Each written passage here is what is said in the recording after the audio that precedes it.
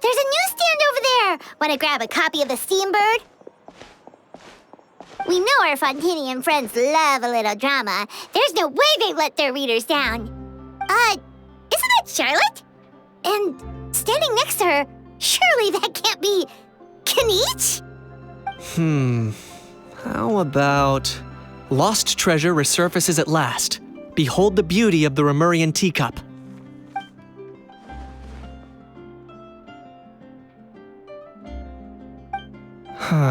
Pretty shocking. But it still feels like it's missing something. Ah, got it. Udex gravely wounded in shocking stabbing. Set to miss cross-border smuggling trial.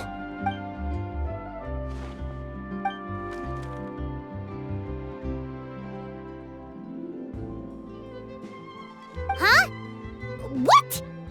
Did Paimon hear that right? Neuvillette was stabbed and gravely wounded? No, surely that can't be right. Can it?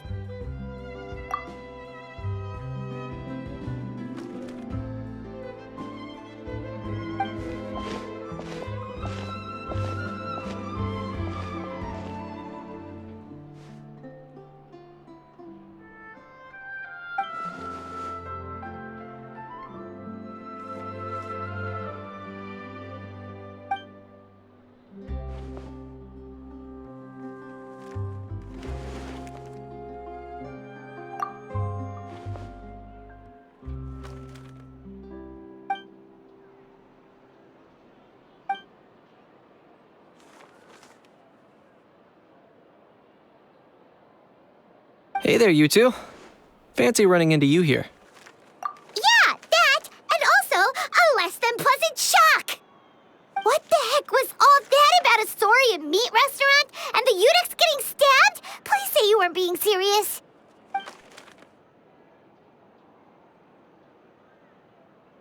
Trading tabloid headlines? Yeah. Charlotte and I were having a little contest to see who could find the most ridiculous fake news stories. Either I got lucky, or I have a knack for honing in on the most outrageous material.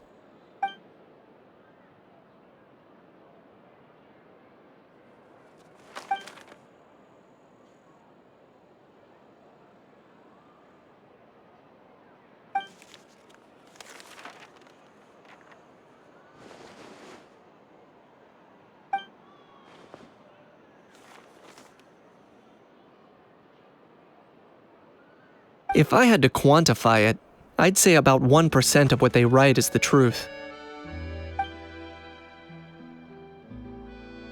Huh? Him? Lenient? Oh, you gotta be kidding! Ah! Don't get me wrong. I'm not trying to give credit to these so-called news stories for occasionally including a grain of truth. All I'm saying is, even the wildest leaps of the human imagination are always rooted in reality. You mean all those fake headlines you mentioned actually do have some basis in fact? Sure they do. For instance, there was in fact a smuggling trial recently. Considering the amount of speculation surrounding the smuggled goods, it's no wonder there are rumors about restaurants serving saurian meat or teacups being unearthed from ancient ruins. But in reality, the goods in question were simply a few ancient relics dug up from ruins in Natlan. Rest assured, no saurians were harmed in the process.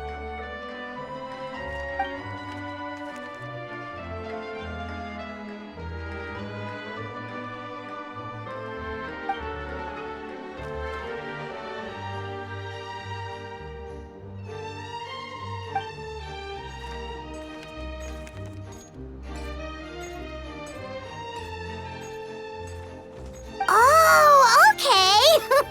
Paimon was so busy freaking out about those headlines that she totally forgot to ask why you're here in Fontaine, Kinich.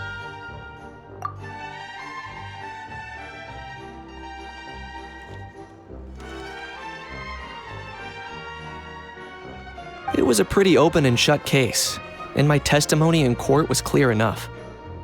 But I'm guessing, Mademoiselle Charlotte, that you're less interested in the case than you are in trying to uncover some news stories about Natlan.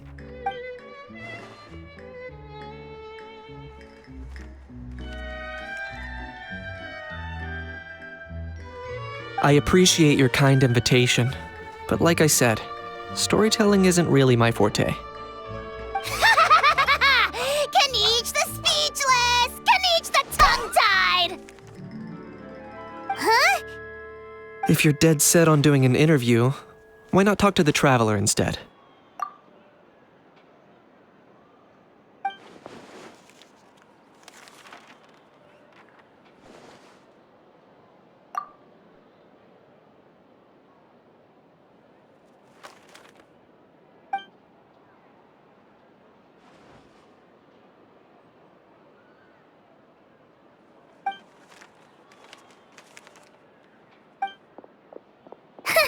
Charlotte never stops, does she? Anyway, Paimon just has to ask. That how thing that popped out before, or was it a how? It kind of looked like a how, but at the same time... Oh, that thing. Yeah, that was a how. Huh? What's up with him?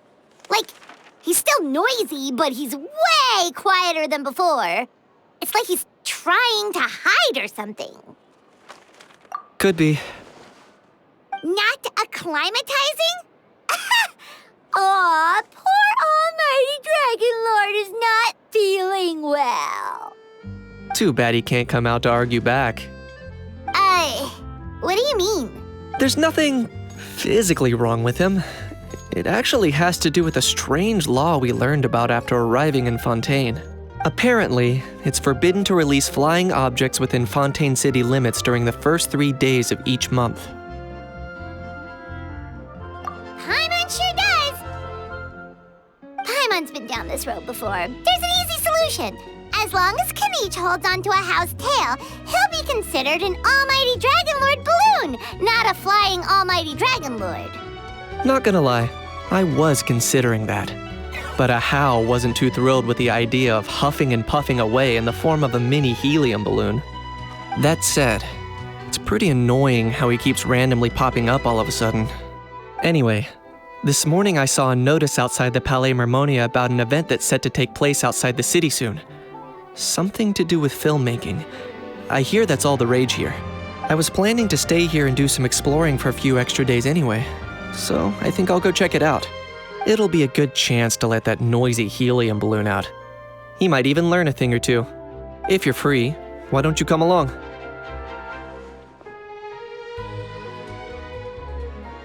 I know where it is, so let me lead the way.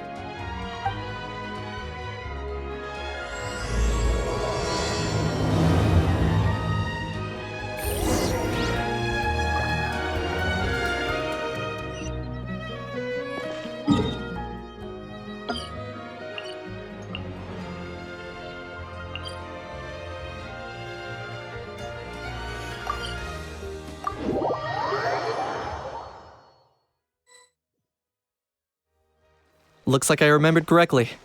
Here we are. Wow, this is awesome! Hard to believe it was just an empty beach before. Yeah, it was still completely deserted only a few days ago when I passed by on my way to testify at the Opera House. There must be some efficient workers in Fontaine. Quite impressive. A few days? One night was all it took. Rap-a-tap-tap, ta-da! But is this all it takes to blow people away? Oh, no. Given my past experience, I can't let myself get carried away. Oh no, you've forgotten me? Oh, does graph adversarial technology ring any bells? It's me, Lapine Pauline!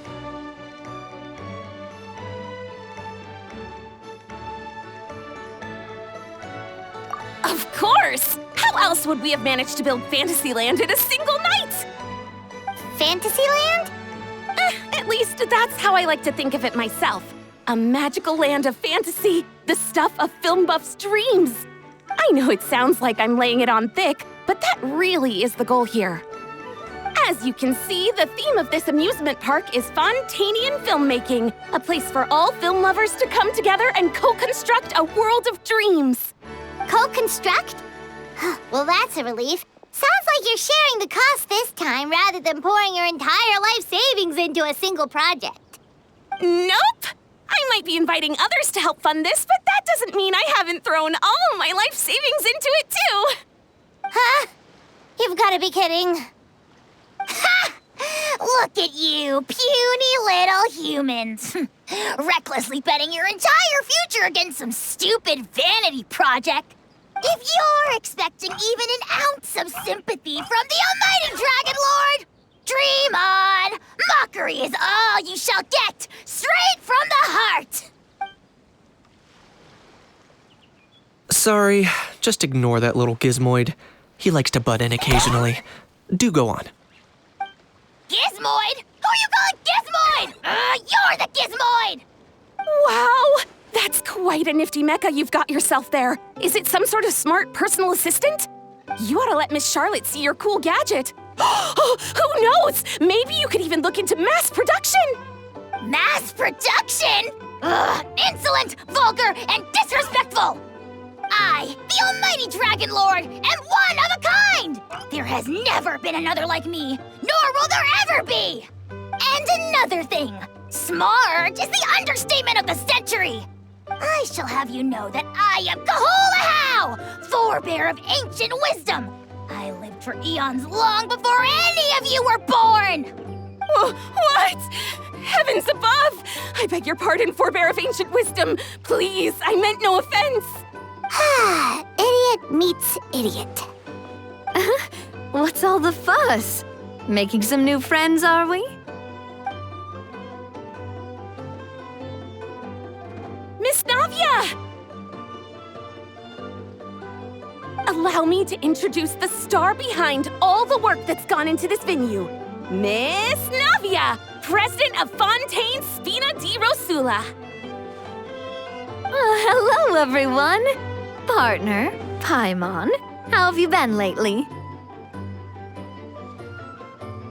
Hello there. I'm Kenichi. What about me? What about me? My useless servant can't even give me a proper introduction. You think someone yelling their name out in the middle of a public street really needs an introduction? He's not wrong. I caught yours just now, in fact. So, you must be the almighty Dragon Lord, Mr. Ahau. It's a pleasure to meet you.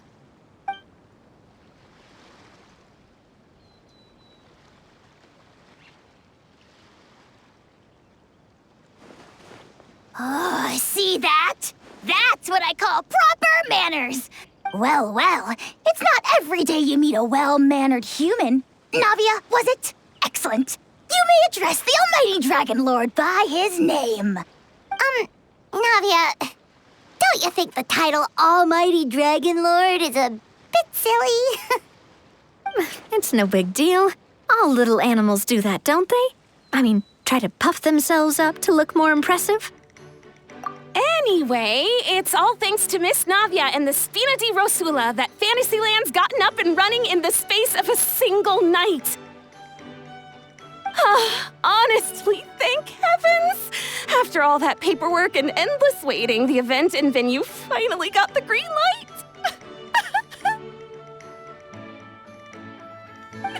I couldn't wait a moment longer. The second the approval came through, I reached out to President Navia, hoping she could lend a hand. After all, who else but the Spina di Rosula would indulge such impulsive demands?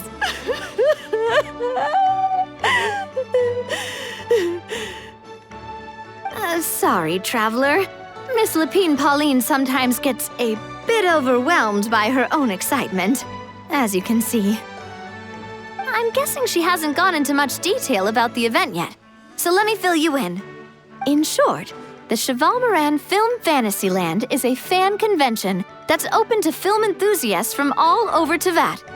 Miss Lapine Pauline is hosting this event and also providing technical support. Huh? Cheval Moran? That's right, the one and only Surintendant Cheval Moran. After much persistence and many solicitations, I finally obtained Lady Farina's permission to use the image of her close friend. Not only is our adorable mascot drawing in fans by the minute, but she's also boosting her own popularity. And that was always the goal, a win-win arrangement. It's been a while since we last met, but still, it's a surprise to hear Lapine Pauline coming out with such sensible ideas. By the way, Miss Lapine Pauline, have you decided to switch careers and go into film tech? Not exactly. By chance, one of the prototype lenses I developed caught a photographer's eye, and it's now being used for the latest cinematic productions. Thanks to this unexpected opportunity, I've had the chance to invent various film-related equipment and props. That's right. So don't underestimate Miss Lapine Pauline, our resident engineer. She's the technical powerhouse at the core of this entire event. As for the Spina di Rosula, we're mainly here to take care of planning, operations, and management. For anyone feeling inspired to set up a booth, Miss Lapine Pauline and I will provide the necessary technical and operational support once her application has been approved. By the way, traveler, are you at all interested in taking part? It would be a chance for you to earn some extra income. Plus, with your skills, I'm sure you could bring something special to the table. Paimon would be even more tempted if you were to, say, throw in one of those fancy feasts she's seen in those gourmet food reels. Well, as it happens, that'll be a piece of cake. Everyone needs to eat, whether they be tourists or the stall owners themselves. So thanks to Miss Navia's help, we've managed to invite none other than the celebrity chef, Miss Escoffier, to run our theme restaurant. Look over there!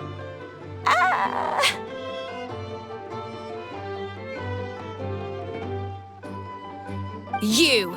Yes, you! For the last time, the ingredients have to be in the right ratio!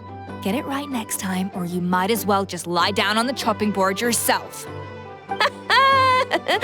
She seems a bit busy right now. Well, I'm sold. I think I'll make a Hao go be her assistant. You little... what's your game here? Demoiselle, sorry to bother you, but there's an issue over here that requires your personal attention. Apologies. Looks like it's back to work with me. Please feel free to take a gander at what we've got. Anyway, if you're interested in taking part, come find me later.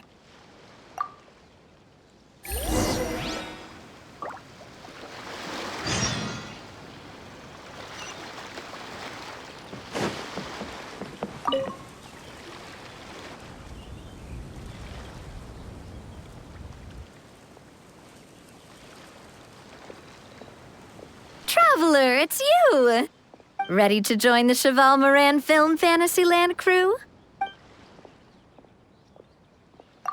It's time, dear partner and Paimon, for us to turn our attention to the Cheval Moran Film Fantasyland. As I mentioned, the park was started up by enthusiasts who brought in the Spina di Rosula to handle the planning, construction, and operations. Of course, enthusiasts aren't typically all-around experts. They usually stick to designing the event booths. We, for our part, handle long-term operations and develop standardized strategy guides for the different activities. Long-term operations? Strategy? It all sounds so complicated. We spend most of our time adventuring and we barely have any experience running a stall. Do you think we can handle this? That's more like it. You've seen it all before, haven't you, partner? I'd even go as far as to say you've shaped some of Tevat's biggest business ventures. Anyway, first things first. Let's get an overview of how the whole festival's gonna be run.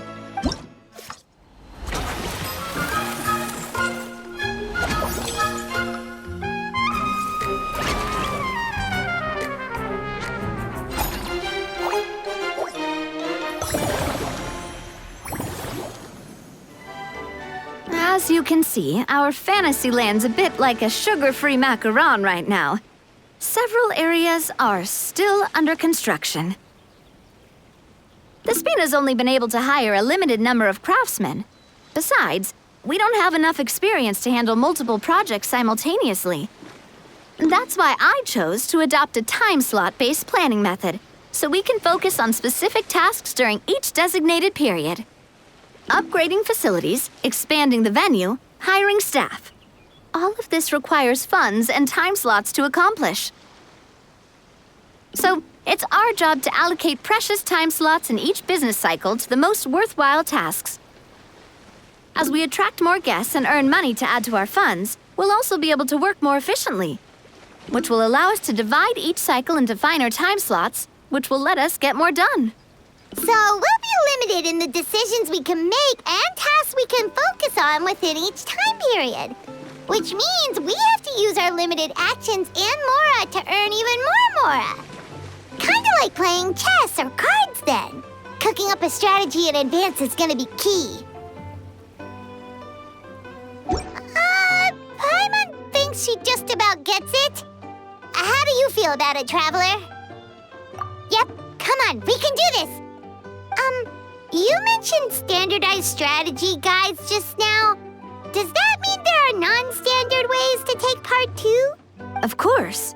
Film and entertainment mean different things to different people, and there's gonna be a wide range of exciting activities for people to try out. If we're not careful, some visitors might wander off and end up getting in trouble, and others might pick up dangerous props by mistake. To avoid confusion, we need to create a standardized strategy guide for each activity. Just think of it like a walkthrough. Wow, if we're the first ones to test out the activities, who knows what surprises there could be waiting for us. But if we hit a tough spot, we'll just have to rely on our skills to carry us through. Hopefully it goes without saying that I'd never put you in danger, partner. I carefully checked all the existing activities before you arrived, and I can assure you that they're all perfectly safe. I also wanted you to experience the activities before anyone else gets to. It'll be fun. Plus, we'd like to hear your thoughts and suggestions. Oh, those are two things Navia is best at. Making people feel safe and having fun. Great! Well, I can't wait to hear what you think. Your input is super important to us. All right, then. Let's start with eclectic escapades and put our first guide together.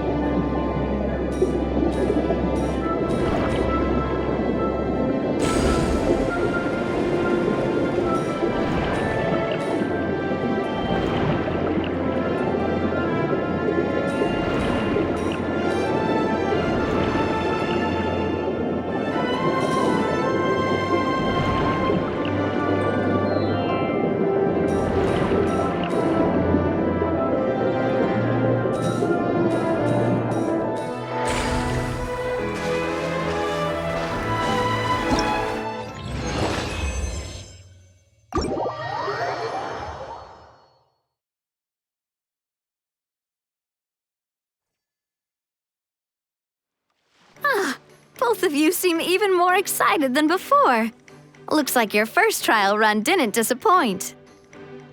Paimon hasn't actually watched that many films, but after trying it out, she might just be hooked. We should check out the film that it's based on. Great job, Paimon. That's exactly what our enthusiast friends were hoping you'd say. They'd be beyond delighted to hear that visitors are curious about the films that inspired these attractions. Some have even been willing to contribute extra funds out of their own pockets. Where budgets have allowed, of course. Out of their own pockets? That's right. While the Spina di Rosula covers the cost of basic booth materials and rental fees, many fans have personally funded promotional materials and related merchandise. The cost of the booth itself isn't their main expense. Some of them have already started designing spin-off products inspired by film characters. Take our official mascot, Sir Intendant Chevalmoran, for instance.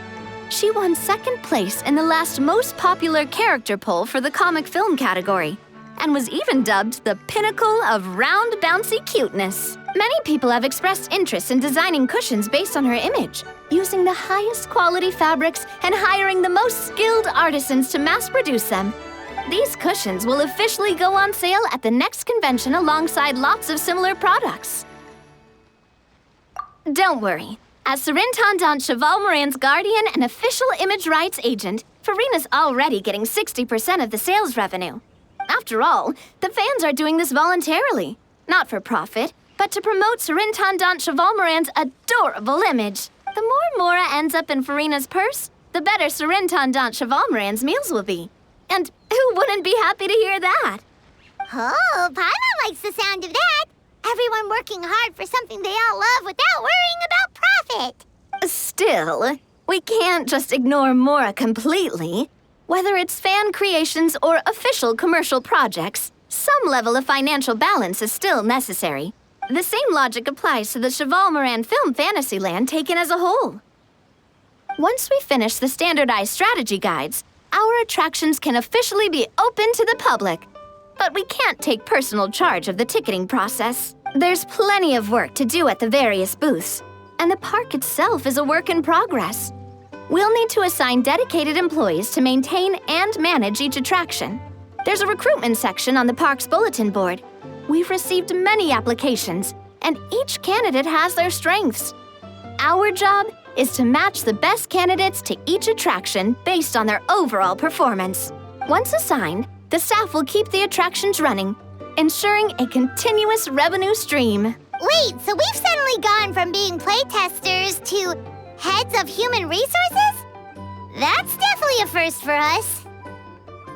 Just don't hold everyone up to your own standards, okay? You can't expect everyone else to be as capable as you. All right, time to review some resumes. Fingers crossed we'll get some exceptional candidates.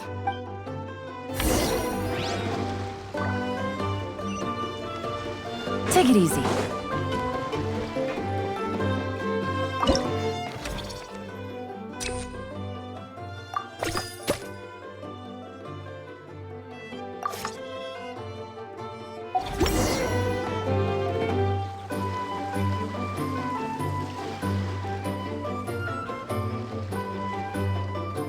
Looks like this particular employee is really getting into their role. You're both doing great. You sound more like bosses than I do. In any case, with this, the Chevalmoran Film Fantasyland is now officially open. Running a theme park is a long-term project. You won't make much if you try and rush it. We're just about done with our current work setup, so let's take a short break and wait for this cycle's revenue report to come in.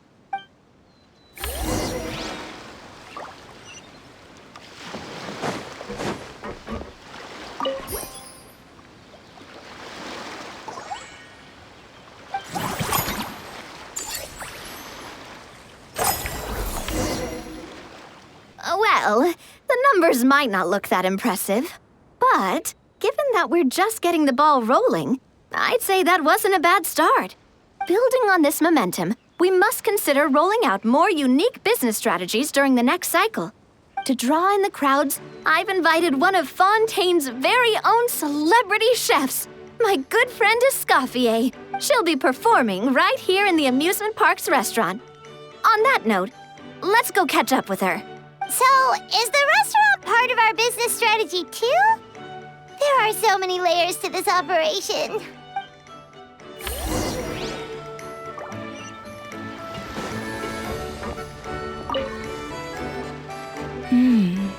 The restaurant is up to standard, and the waterside location will make for a unique dining experience. The beautiful scenic reflections in the water create a stunning backdrop, lifting diners' spirits and allowing them to truly savor their meals. Ingredients, check. Cooking utensils, check. Looks like we're ready to rumble. Hey there, escoffier! Oh, my employers are here. The president of the Spina di Rosula, plus the famous traveler and Paimon. I must say, you seem a bit overqualified to be running a film-themed amusement park. I'd say that if anyone here was overqualified, it would be the former head chef of the Hotel de Boer. Wherever you walk, the aroma of fine cuisine follows in your wake. Let's get back to business. I'm guessing you want the traveler to help me decide the theme dish for each cycle, right? This is the business strategy I mentioned earlier. Using Escoffier's top-tier dishes to attract more visitors to the park. But this isn't just about attracting visitors. Her culinary masterpieces will surely have other surprising effects. Just imagine, Paimon, if all you needed was a single ticket to enjoy all the attractions and taste all the legendary food. Wouldn't you be tempted? Then Paimon come every single day. Now, here's the twist. To get the most out of this strategy, the menu can't be made public. Based on research by a certain food branding consultant, many restaurants have started offering a special chef surprise dish. So give me some inspiration every few business cycles, and I'll decide on our next theme dish. Now then, give me your hand.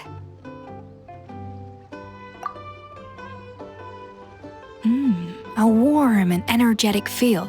Your hands are calloused from wielding your sword, but still quite delicate.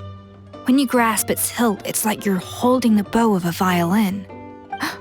A sword, then. The theme this time shall be strength.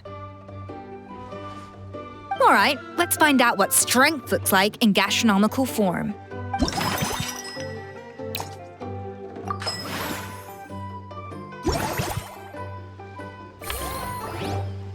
I've refined the sauce for these barbecue ribs. It's a richer flavor than the classic version, but not at all greasy. The mint extract in the seasoning leaves a refreshing aftertaste, perfect for indulging yourself after a fun-filled day. But if you ask me, I'd say the artisans need these more than the guests. The artisans? As I'm sure you've noticed, this park isn't quite finished. A serving of these barbecue ribs should help the artisans replenish their strength much more quickly. As their bosses, you have an obligation to provide meals for them. So why not invite them to dine here? Who knows? The morale boost might even improve their productivity. Oh, if I recall correctly, you once served up some special fish and chips for the porters over at the Fleuve Centre. For several days after, the workers were all incredibly efficient. They'd finish 8 hours of work in just 5. And then, because they clocked out early, they'd come back completely refreshed the next day. Then there's no time to lose. Go invite the artisans over while these ribs are still hot. I'll prepare some side dishes and desserts too. That's a great idea! You really live up to your reputation, Escoffier! Looks like these themed dishes are gonna make a huge difference after all. We'll have to make sure we check in with you regularly. The artisans are pumped and ready to roll thanks to that themed dish. And perfect timing, too. Let's...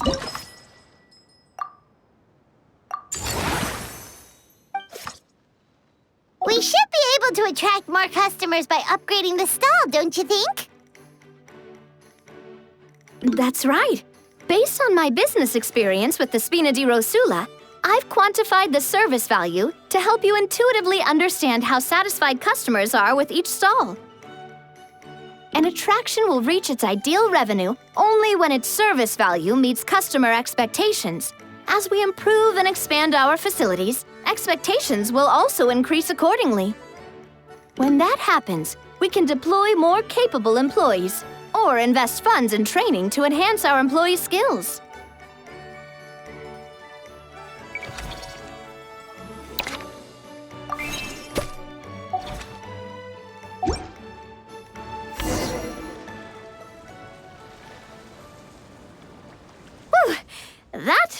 everything. Looks like you've pretty much mastered how to run this park. Huh? Have we really? Thinking about it, we have learned quite a lot, haven't we? Oh, not at all. I wouldn't say I taught you much. Your intuition's been guiding the way mostly. I imagine long-term, but don't let that scare you. Just break things down into smaller steps and tackle them one at a time. Even if you're not a genius or naturally gifted, you'll get it done in the end.